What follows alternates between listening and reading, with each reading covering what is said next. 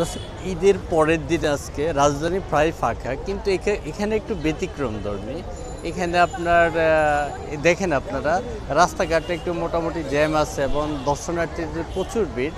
আর আমরা যেখানে দেখলাম পর্যটন স্পটগুলো যথেষ্ট পরিমাণ মানুষের ভিড় জমাচ্ছে। এই যে জাদুঘর, এখানে টিকিটের জন্য দেখেন দীর্ঘ লাইনটা কতটুকু হয়েছে আমরা একটু দেখানোর চেষ্টা করতেছি।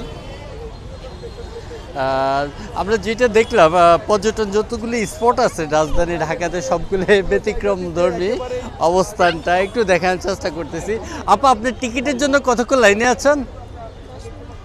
এই যে 10 মিনিট লাইনে আছেন, কি কষ্ট হচ্ছে না? কষ্ট হচ্ছে, তাই না?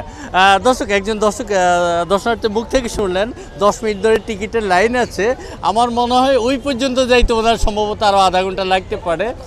তো মানুষ পর্যটন স্পটগুলোকে যথেষ্ট পরিমাণ লাইন ধরে ধৈর্যের সহিত ওনাদের যে ভিতরে ঢুকার জন্য একটু চেষ্টা করতেছেন।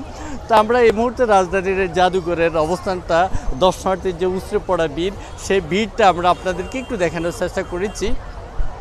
যেহেতু আজকে ঈদের পরের দিন, শুধু পর্যটন স্পটগুলোতে আমরা মোটামুটি একটু ভিড় দেখেছি। আপনাদের রাজধানী প্রায় রাস্তাঘাটে ফাঁকা। তো এই মুহূর্তে আমরা জাদুঘরের কিছু পরিস্থিতি আপনাদেরকে দেখানোর চেষ্টা করেছি দর্শক।